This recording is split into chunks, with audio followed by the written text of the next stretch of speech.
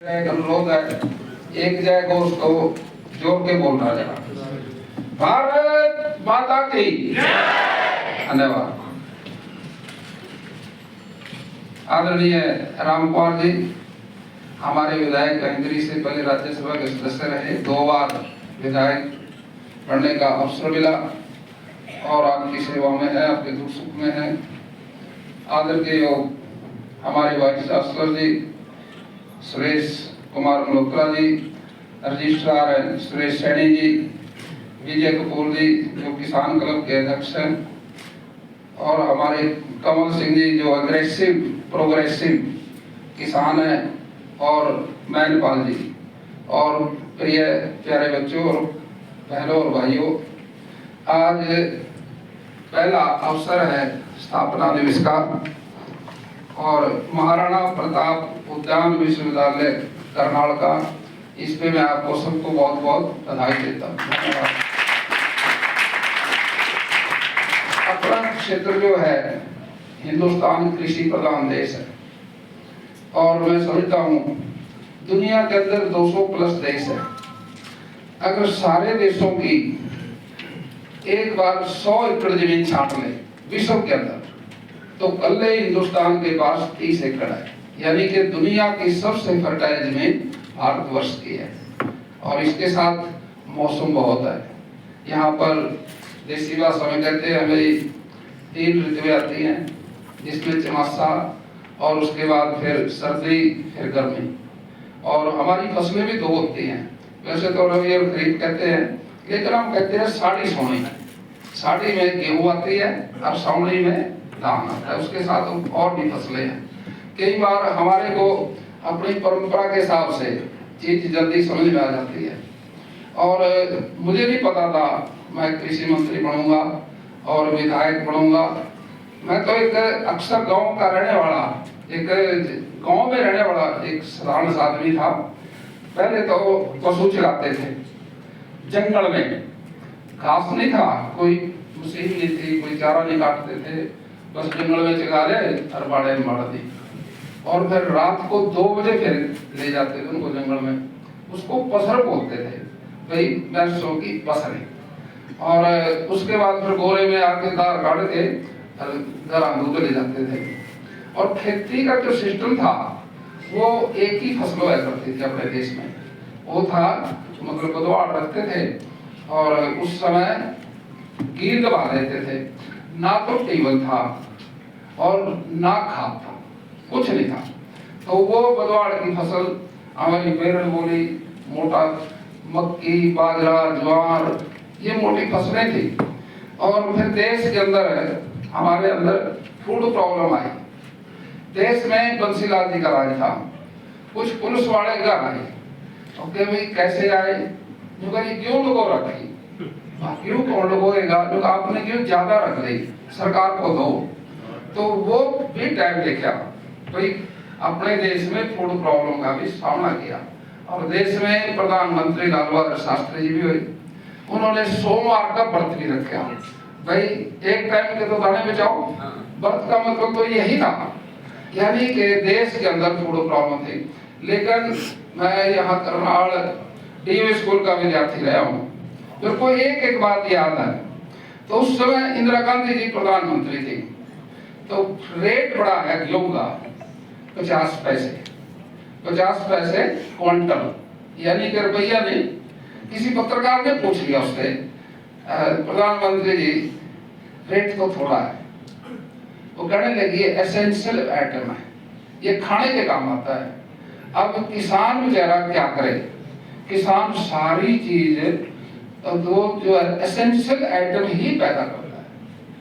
क्योंकि आप देखिए जितना भी अनाज था, मोटा अनाज, गेहूं तो कम थी, बेरड़ हुआ करती थी उस टाइम। अपने लोग बाजरा मक्की ज्वार की रोटी खाते थे, लेकिन उस टाइम बीमारी नहीं थी। बीमार भी इक्का दुक्का कोई हुआ करता, और उसके लिए भी वैद्य था, और वो 2-2.5 किलोमीटर पे जाके कहीं अपनी दवाई लेते थे, फैमिली डॉक्टर समझो उसको। लेकिन आज विकास होया। अब पहले तो एक डॉक्टर मरीज का था, डॉक्टर सारे मरीज को खुश करता था, एक मरीज एक आदमी। अब डॉक्टर कान का अलग, आंख का अलग, हड्डी का अलग, गुर्दे का अलग, अब डॉक्टर भी कितने हो गए, अब बीमार एक और डॉक्टर अनेक। अब ये कृषि क्षेत्र में की ये भी बात आ गई। अब खेती तो पहले एक ही थी, बाग का पेड़ था, आम भी थे, बरूद थे, अब ये भी अलग अलग हो गए।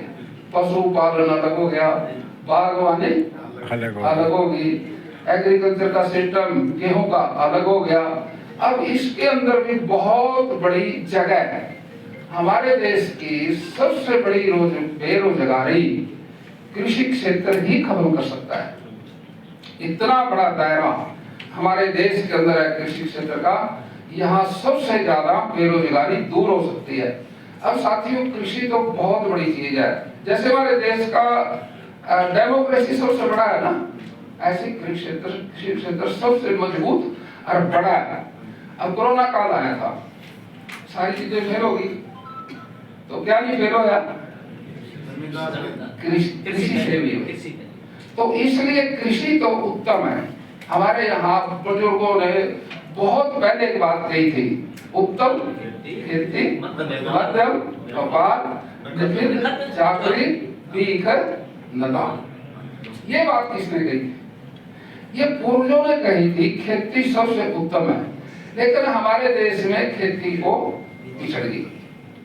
जब तक इसको हम प्रथम स्थान पर ही लेके आएंगे तो देश की बेरोजगारी दूर नहीं होगी। इसके अंदर हम सब मिलकर काम करेंगे। अब जैसे यूनिवर्सिटी आ गई, हमारा संबंध जापान से भी है, अब ऑस्ट्रेलिया से भी है, या हमारा इंग्लैंड से भी है और अमेरिका से भी है। ये हमारे डॉक्टर साहब की, प्रिंसिपल साहब, वाइस चांसलर साहब का प्रयास है। अब ये प्रयास करेंगे। ये जैसे हमारे विधायक जी ने भाषण दिया, भाई विटामिन चाहिए, लेकिन कार्बोहाइड्रेट तो अनाज से चाहिए, गेहूं से, चने से। तो शरीर तो जो खून का जो बढ़ना सिस्टम है वो अनाज से होता है। प्रोटीन की भी जरूरत है, सब चीज की जरूरत है, वो अलग बात है। लेकिन हमारी खेती देश के अंदर प्रथम रहे। हरियाणा कृषि प्रधान देश है, प्रदेश है, और देश कृषि प्रधान देश है। अब हरियाणा के अंदर ज्यादा अवसर है एग्रीकल्चर के बढ़ने के, और हम सब के अभी इसी तरह से इंस्टीट्यूट अगर बढ़ते रहे और हम सब इकट्ठे बच्चे जो आज अब ये पढ़ लिख कर डॉक्टर बनेंगे, खेती बाड़ी के बारे में ज्यादा प्रसार करेंगे। इसमें मच्छी पालन भी है, बागवानी भी है और कई और क्षेत्र भी है। हम इसमें सबसे बढ़ेंगे। मेरे को तो लिख के दिया था ये कुछ और मैं बोल गया कुछ। मैं तो अपने तरीके से बोल गया, मेरे को तो इस बात की जानकारी नहीं थी। मैं तो पहाड़ी हूँ, मैंने आड़ती चलाया, लेकिन आज कृषि मंत्री बन गए। इस बात की जानकारी हमारे को नहीं थी। भाई खेतों में पहले 10-10 आड़ थे, 8-8 आड़ चलाते थे, सवेरे हम रोटी लेके जाते थे आड़ियों की, उसमें पेड़ी भी थी बैलों की, 1-1 2-2 पेड़ी थी, और आड़ियों को लस्सी के साथ मिस्सी रोटी गठा और नमक, ये हमारा डाइट थी। लेकिन अगर हम सोचे पूर्वजों का जो सिस्टम था वो आज भी इस समय भी वो प्रशंसनीय नहीं है। यानी कि जो आज डेवलप हुआ वो तो बीमारी है, और जो पूर्व में था वो स्वस्थ था। हम मोटा अनाज खाएं, ये प्रधानमंत्री जी ने कहा। मोटा अनाज कैसे? आपकी थाली में रोटी आ गई, जो आपसे टूट गई इसका समझो वो जल्दी आगे बढ़ेगी, और जो आज से भी टूट रही वो पेट में गड़बड़ करेगी। वो एक किस्म का ये टेस्ट है। आप खाना खाते हो, जब आपकी हाथ से खाना खाया जल्दी टूट गया तो जल्दी हजम हो जाएगा, और जो टूट ही नहीं रहा, खींच रहे हो आप रोटी को, वो आपको दिक्कत देगा। इसलिए गेहूं हमारे को ज्यादा नुकसान देती है और मोटा अनाज हमारे को फायदा देता है। हम अपने आप को शुरू करें, मोटे अनाज को खाएं और स्वस्थ रहें। आपको ना शुगर होगी ना बीपी होगा, आप ठीक रहोगे, स्वस्थ रहोगे। और खेती बाड़ी के फल फ्रूट जो आज हम बागवानी के इसमें आए हैं, ये महाराणा प्रताप के नाम से सिफारिश मैंने की थी। क्यों की थी? हमारे देश के बहुत महापुरुष हुए। अब जो वीर योद्धा है, अब शिवाजी महाराज है, आप जानते हो 280 लड़ाई लड़ी, एक भी नहीं आ रहा, तो क्या उसके नाम से संस्थान होनी चाहिए? और महाराणा प्रताप एक ऐसा युद्ध लड़ा जो अपने से ज्यादा ताकतवर था। मैं कहूँगी उसका क्षेत्र तो 3 लाख किलोमीटर का क्षेत्र था अकबर का, इसका 3000 था। कितना फर्क था और कितनी उसकी सेना थी, इसके पास थोड़ी सेना थी, लेकिन इसकी सेना का सेनापति जो था और आप अकीम खान सूर था, वो एक मुसलमान था। और अकबर के सेनापति कौन था? महाराजा मान सिंह। अब ये हिंदू मुसलमान की लड़ाई नहीं थी, ये डेमोक्रेसी की लड़ाई थी, प्रजातंत्र की लड़ाई थी। अगर आप ये कहें तो एक प्रजातंत्र का पहला सेनानी कौन था, तो वो महाराणा प्रताप। इसलिए क्या उसके नाम से कोई संस्था लगे, कोई नाम आए तो आना चाहिए। महाराणा प्रताप नाम एक ऐसा है जो दुनिया के अंदर सारे मुल्कों की सेना के सेनापति उसकी हिस्ट्री पढ़ते हैं। भाई महाराणा प्रताप ने कैसे लड़ाई लड़ी और कैसे जीती। अब यूक्रेन और रशिया का युद्ध है और यूक्रेन का प्रधानमंत्री क्या करे, राष्ट्रपति, हम तो लड़ाई ऐसे लड़ेंगे जैसे महाराणा प्रताप ने लड़ी। आज विश्व के अंदर उनका नाम है।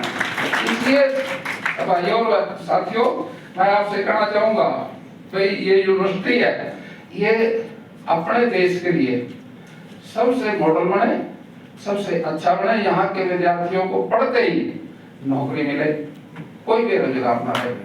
मैं समझता हूँ यूनिवर्सिटी है, उनका नाम ऊंचा करने के लिए आप सबने आपने मेहनत करनी है। और मैं वाइस चांसलर जी से, रजिस्ट्रार जी से और हमारे जो साथी बैठे हैं सबसे अनुरोध करूंगा कि आप कुरुक्षेत्र इसके अपनी यूनिवर्सिटी को, जो महाराणा प्रताप यूनिवर्सिटी है, इसमें आए और अपना मार्गदर्शन करते रहें। और जो सरकारी डॉक्यूमेंट था वो तो मैं घर जाके पढ़ लूंगा। आपने मेरी बात सुनी, आपका बहुत बहुत धन्यवाद।